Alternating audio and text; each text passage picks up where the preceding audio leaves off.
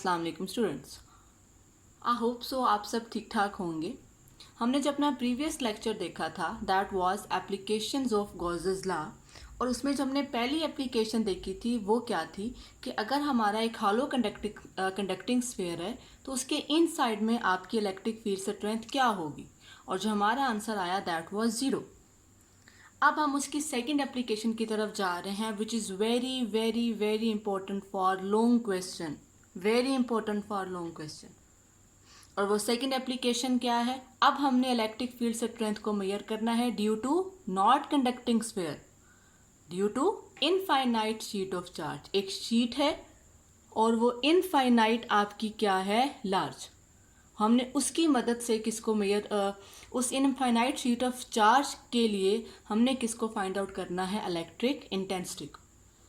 अब एक्चुअल में शीट तो इनफाइनाइट है, लेकिन कॉपी के ऊपर हम इनफाइनाइट को नहीं बना सकते, इतनी लंबी हम शीट नहीं बना सकते, तो हम एक फाइनाइट पोर्शन ही क्या करेंगे? यूज़ करेंगे। लेकिन इस टॉपिक को स्टार्ट करने से पहले इस टॉपिक में आपने एक नई टर्म यूज़ करनी है that is surface charge density, जिसको हम एरियल डेंसिटी भी कहते हैं। एरियल डेंसिटी यानी एरिया की डेंसिटी, सरफेस चार्ज डेंसिटी। अब आपकी सरफेस चार्ज डेंसिटी हम इधर क्यों लेकर आ रहे हैं? हम सिंपली चार्ज को यूज़ क्यों नहीं कर रहे कि एक शीट के ऊपर कितना चार्ज है। जब हमारे पास शीट बहुत लंबी है, लार्ज है, इनफाइनाइट लार्ज है, तो उस केस में हमें टोटल चार्ज के बारे में आइडिया नहीं होगा। तो फिर हम किसके साथ डील करेंगे कि पर यूनिट एरिया कितना चार्ज है। अब जो पर यूनिट एरिया कितना चार्ज है उसी को हम क्या नाम देते हैं? Surface charge density, charge per unit area. अगर 1 मीटर स्क्वायर में सिग्मा है तो 2 मीटर स्क्वायर में 2 सिग्मा हो जाएगा, 3 मीटर स्क्वायर में 3 सिग्मा हो जाएगा, एंड 4 मीटर स्क्वायर में 4 सिग्मा हो जाएगा, डिपेंडिंग अपॉन आप उस इनफाइनाइट लेंथ में से किस पोर्शन की बात कर रहे हैं। आई होप सो आपको ये कंसेप्ट क्लियर हो गया होगा। इस केस में हमारे पास जो शीट है वो इनफाइनाइट लॉन्ग है, उसके ऊपर टोटल चार्ज हमें मालूम नहीं है, तो फिर हम किसकी बात करते हैं? सरफेस चार्ज डेंसिटी की, कि पर यूनिट एरिया आपका कितना चार्ज है। तो हम यहाँ पर टोटल चार्ज की बजाय सरफेस चार्ज डेंसिटी की टर्म को क्या करेंगे? यूज़ करेंगे। Now let's start our actual topic. इसको आप अभी बेशक ना लिखें, ये हम इसको अपने टॉपिक के अंदर ही थोड़ा सा डिस्कस कर लेंगे। अगर आपको प्रीवियस टॉपिक में याद हो तो हमने एक चीज़ डिस्कस की थी कि जब भी हमने गॉसेस लॉ को अप्लाई करना होता है तो उसके हमारे पास 4 स्टेप्स थे। आई होप सो आपको वो 4 स्टेप्स याद होंगे। पहला स्टेप क्या था? हम गॉसियन सरफेस बनाएंगे। दूसरा स्टेप क्या था? हम चार्ज निकालेंगे, उस गॉसियन सरफेस के अंदर चार्ज कितना है। थर्ड स्टेप क्या था? हम क्या निकालेंगे? फ्लक्स कितना है उस गॉसियन सरफेस के थ्रू। और लास्ट में हम गॉसेस लॉ को अप्लाई करके किसको फाइंड आउट कर लेंगे? इलेक्ट्रिक फील्ड स्ट्रेंथ को। तो ये 4 स्टेप्स आपके जहन में होने चाहिए। बारी बारी हम इन चारों स्टेप्स को क्या करेंगे? डिस्कस करेंगे। तो सबसे पहले हमने क्या कंसीडर की? एक इनफाइनाइट शीट ऑफ चार्ज। एक हमने क्या कंसीडर की? इनफाइनाइट शीट ऑफ चार्ज, जिसके ऊपर आपके जो पॉजिटिव चार्ज है उसको हमने यूनिफॉर्मली डिस्ट्रीब्यूटेड किया। यूनिफॉर्मली डिस्ट्रीब्यूशन से क्या मुराद है? किसी एक जगह पे चार्ज इकट्ठा नहीं है, चार्ज आपका यूनिफॉर्मली यानी इक्वली उस सरफेस के ऊपर क्या है? डिस्ट्रीब्यूटेड। और हम उस शीट के करीब एक पॉइंट है, लेट्स से उस पॉइंट को हमने क्या नाम दे दिया? पी का। हम उस पॉइंट पर क्या फाइंड आउट करते हैं? क्या फाइंड आउट करना चाहते हैं? Electric field strength. अब ये जो मैंने लिखा है इसी की मैं एक क्या बना लूँगी? पिक्चर। मैं क्या बनाऊँगी? एक शीट बनाऊँगी। एक्चुअल शीट क्या है? इनफाइनाइट, बट मैं उसका एक स्मॉल पोर्शन लूँगी क्योंकि मैंने कॉपी के ऊपर उसको बनाना है, और उसके ऊपर मैं किसको डिस्ट्रीब्यूट कर दूँगी? पॉजिटिव चार्ज को। और उसके करीब हम एक पॉइंट लेंगे P, जिस पे हमने किसको मेजर करना है? इलेक्ट्रिक फील्ड स्ट्रेंथ को। ये मैंने एक शीट ली, इसके ऊपर मैंने पॉजिटिव चार्ज को क्या कर दिया, डिस्ट्रीब्यूटेड। लेट्स से ये आपका वो पॉइंट पी है जिसके ऊपर मैंने किसको फाइंड आउट करना है, इलेक्ट्रिक फील्ड स्ट्रेंथ को। तो हमारे पास जो स्टेप्स हैं, वो पहला स्टेप आपका क्या था कि हम लोगों ने क्या सबसे पहले बनानी थी, गॉसियन सरफेस। गॉसियन सरफेस आपकी शीट के केस में सिलेंड्रिकल होगी, स्फेयर के केस में वो स्फेरिकल थी, बट शीट के केस में आपकी जो गॉसियन सरफेस है वो किस शेप की है, दैट इज सिलेंड्रिकल। और वो इस पॉइंट पी में से पास करेगी जहाँ से, जिस पॉइंट पर हमने क्या निकालनी है, इलेक्ट्रिक फील्ड स्ट्रेंथ। सो पहले स्टेप में हमने एक गॉसियन सरफेस ली जो कि किस शेप की है, सिलेंड्रिकल शेप की। ये इस शीट में से भी पास कर रही है और इस पॉइंट पी पे से इस पॉइंट पी से भी ये क्या है, कर रही, पास कर रही है। अगर मैं आपको एक्चुअल पिक्चर दिखाऊं कि ये एक्चुअल में दिखने में कैसे है, उसके लिए मैं आपको एक एग्जांपल देती हूँ। This is your actual shape, कि ये आपकी शीट ऑफ चार्ज है, ओके और उसमें से आपकी जो गॉसियन सरफेस है सिलेंड्रिकल फॉर्म में ये क्या कर रही है, पास कर रही है। हमें ये वाला ऐसा दिखाई नहीं दे रहा, हम जैसे इसको इस तरह से देख रहे हैं। और आप ये समझें इस हिस्से के ऊपर आपका कौन सा चार्ज है, पॉजिटिव चार्ज है। कौन सा चार्ज है, positive charge. It is just like that, okay. अब अगर यहाँ पे पॉजिटिव चार्ज है आपका, तो पॉजिटिव चार्ज में की जो इलेक्ट्रिक फील्ड लाइन्स है वो हमेशा क्या होती हैं, आउटवर्ड। वो इस तरफ भी आउटवर्ड हैं और वो इस तरफ भी आपकी क्या होंगी, आउटवर्ड होंगी। तो जो इलेक्ट्रिक फील्ड की जो डायरेक्शन है, keep in mind, again listen it carefully. ये आपकी शीट ऑफ चार्ज है जिसके ऊपर पॉजिटिव चार्ज डिस्ट्रीब्यूटेड है, ओके। अब यहाँ से अगर आप इसका दिस व्यू अगर आप इसका देख रहे हैं, तो ये पॉजिटिव चार्ज आपका हमेशा इलेक्ट्रिक फील्ड पॉजिटिव चार्ज की वजह से कहाँ होती है, आउटवर्ड। तो वो इस तरफ भी आउटवर्ड है, इस तरफ भी आउटवर्ड है, और ये आपकी बीच में क्या है, Gaussian surface, okay, just like that. ये आपकी शीट है जिसके ऊपर पॉजिटिव चार्ज डिस्ट्रीब्यूटेड है, और ये उसमें से आपकी क्या पास करी है, गॉसियन सरफेस। और ये वो पॉइंट पी है जहाँ पर आपने किसको मेजर करना है, इलेक्ट्रिक फील्ड स्ट्रेंथ को। तो पहला स्टेप क्या था कि आपने क्या बना ली, गॉसियन सरफेस। अब यहाँ पर आपका वो वाला कंसेप्ट आ जाता है कि जो कि मैंने आपको टॉपिक के स्टार्ट में बताया था कि अब यहाँ पे हम टोटल चार्ज की बात नहीं कर रहे, यहाँ पे हम किसकी बात कर रहे हैं, सरफेस चार्ज डेंसिटी की, कि सरफेस चार्ज डेंसिटी यानी चार्ज पर यूनिट एरिया। अब उसकी जो आपने इक्वेशन पढ़ी है, लेट्स से मैं उसको लिखती हूँ sigma. Let sigma is the surface charge density. अब यहाँ पे पूरे चार्ज की बात हम नहीं कर रहे, पूरी इनफाइनाइट शीट के ऊपर चार्ज कितना है, क्योंकि वो हमें दिखाई नहीं देगा because that is infinite, okay. तो हम सिर्फ एक मखसूस एरिया की बात करेंगे कि उसके ऊपर कितना चार्ज है। तो उसको हम किससे रिप्रेजेंट करते हैं, सिग्मा से। और सिग्मा की आपकी इक्वेशन क्या है, चार्ज पर यूनिट एरिया। आप इसको ऐसे भी कह सकते हैं कि हमने चार्ज निकालना है गॉसियन सरफेस का, ओके। गॉसियन सरफेस का हमने क्या निकालना है, चार्ज।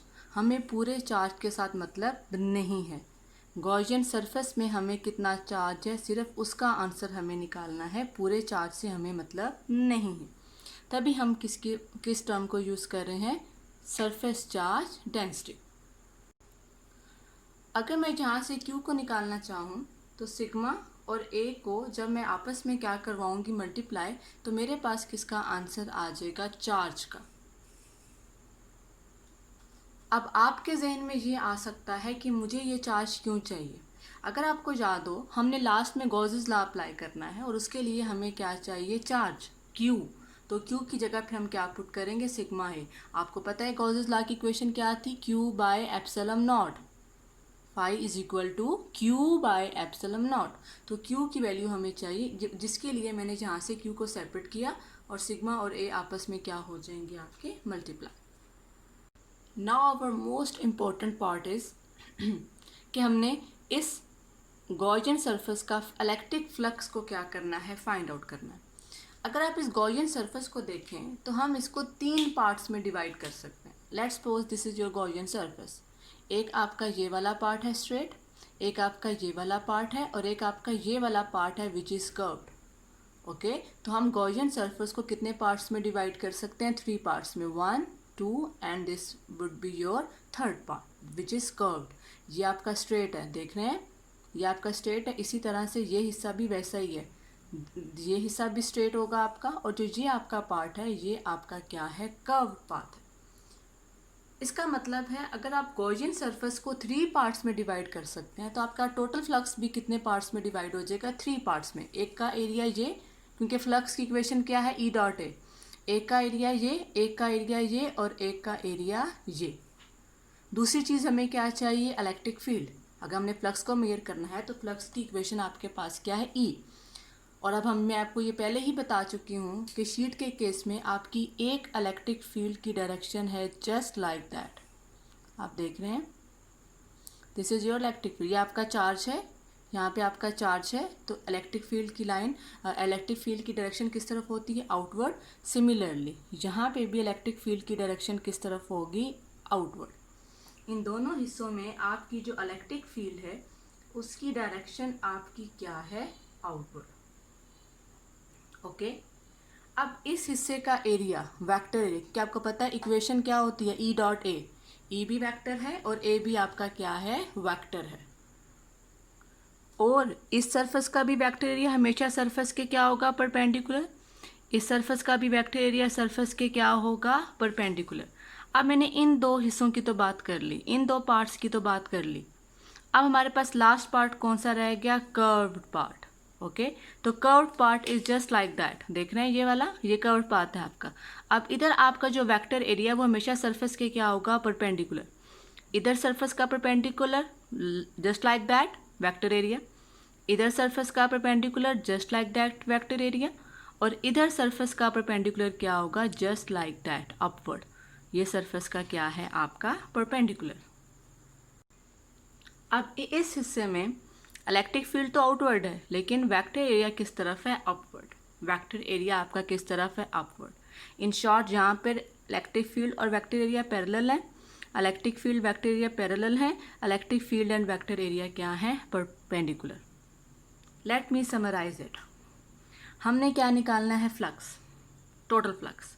अब टोटल फ्लक्स आपका 3 पार्ट्स में डिवाइड हो गया. Flux through this surface, flux through this surface, flux through this surface. Okay, just like that. Flux through this surface, flux through this surface and flux through this surface. अगर आपने flux को निकालना है तो flux की equation क्या है, E dot A. एक आपको इलेक्ट्रिक फील्ड चाहिए, वेक्टर एरिया चाहिए, इलेक्ट्रिक फील्ड चाहिए, वेक्टर एरिया चाहिए, इलेक्ट्रिक फील्ड चाहिए, वेक्टर एरिया चाहिए. तो अब हमारे पास टोटल फ्लक्स क्या हो जाएगा, φ1 प्लस φ2, φ1 प्लस φ2 एंड प्लस φ3. अब हमने टोटल फ्लक्स को निकालने के लिए 3 पार्ट्स में डिवाइड किया. तो पहला आपका पार्ट क्या बना, flux through right end flat surface. Then क्या होगा, flux through left end flat surface, और फिर क्या होगा, फ्लक्स थ्रू कर्व्ड सरफेस. तो तीनों को हम बारी बारी निकालेंगे फ्लक्स को, और टोटल फ्लक्स के लिए तीनों को हम क्या कर देंगे, ऐड कर देंगे. अगर हम स्पेसिफिकली इस केस की बात करें, राइट एंड सरफेस की, तो हम क्या लिखेंगे, it is clear from figure. What it is clear from figure, that electric field and vector area are parallel. Okay, electric field and vector area are parallel. तो हमारे पास फ्लक्स की equation क्या बनी, phi is equal to E A cos theta. φ1 is equal to E A cos theta. अगर वो parallel हैं तो थीटा आपका क्या हो जाएगा, 0. कॉस 0 आपका क्या होता है, 1. तो φ1 का आंसर क्या आ जाएगा, E A. phi is equal to E A cos 0.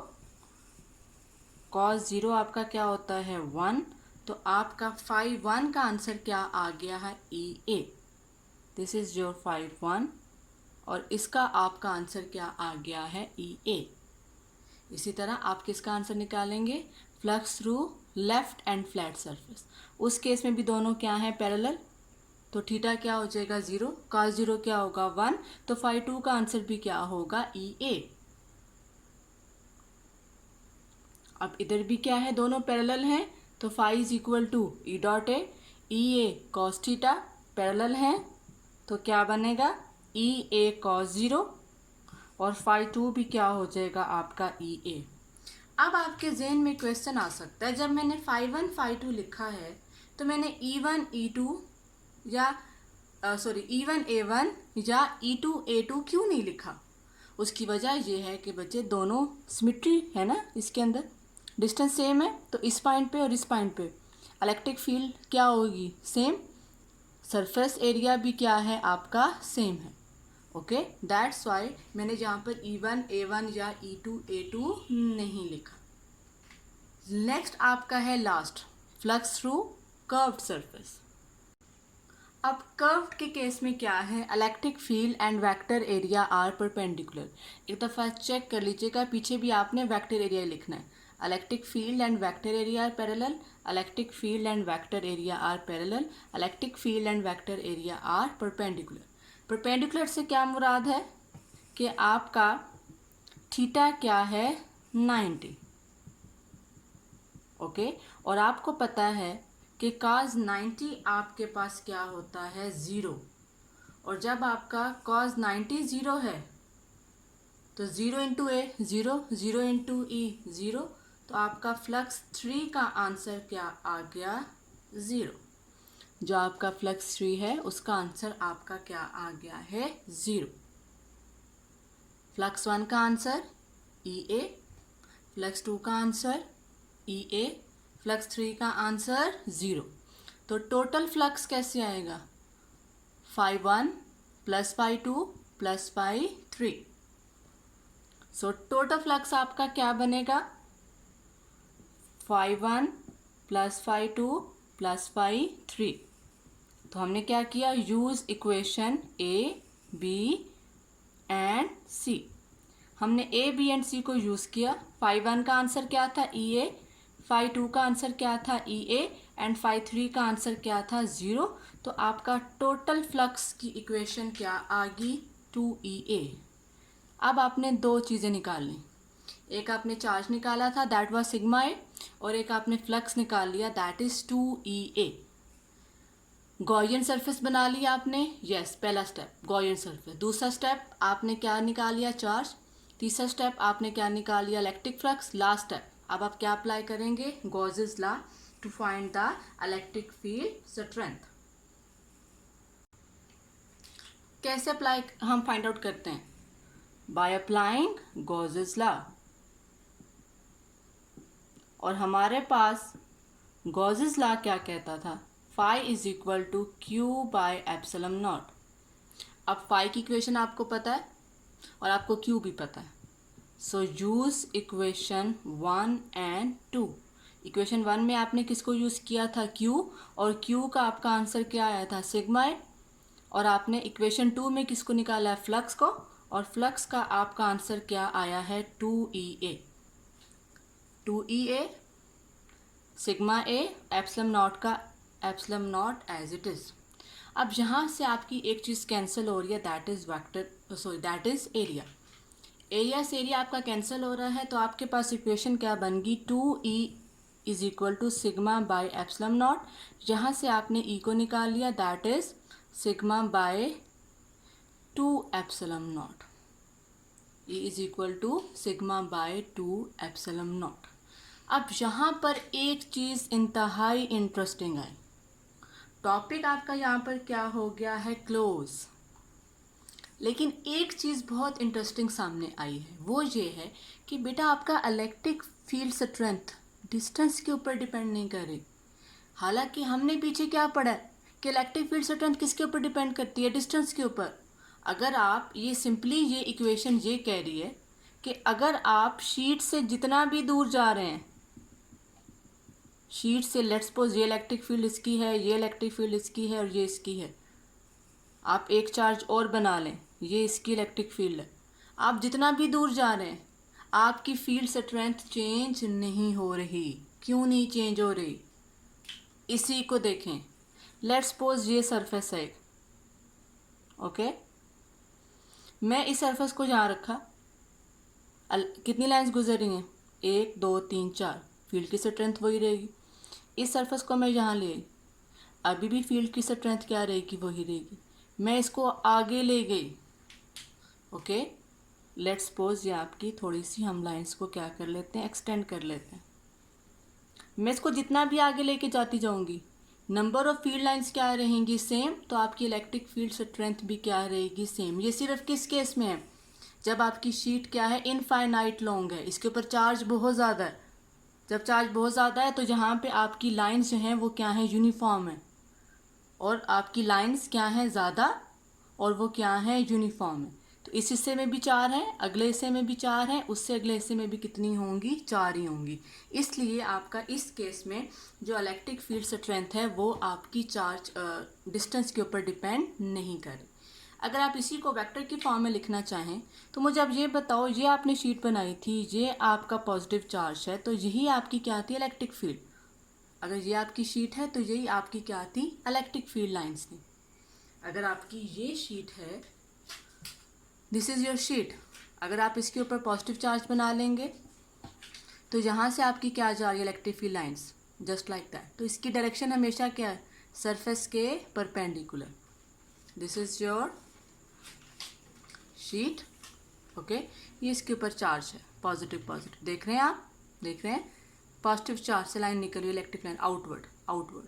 तो इलेक्ट्रिक फील्ड क्या है, इस शीट के परपेंडिकुलर, इस शीट के नॉर्मल पे है, तो हम उसको फिर किससे रिप्रेजेंट कर सकते हैं, आर से। अब याद रखना है, आर डिस्टेंस को शो नहीं कर रहा, आर किसको शो कर रहा है, आर किसको शो कर रहा है कि वो शीट के क्या, इलेक्ट्रिक फील्ड की जो डायरेक्शन है वो शीट के क्या है, परपेंडिकुलर। तो ये आपकी क्या है, exact electric field intensity due to infinite sheet of charge. यहाँ पर आपका टॉपिक क्या हुआ, क्लोज। जो आपका नेक्स्ट टॉपिक है उसमें हम ये देखेंगे कि अगर आपकी ऑपोजिट चार्ज प्लेट्स हैं, अगर आपने उसके बीच में इलेक्ट्रिक फील्ड स्ट्रेंथ को फाइंड आउट करना है तो वो आप कैसे करेंगे, तो वो हम देखेंगे अपने नेक्स्ट लेक्चर में इंशाल्लाह।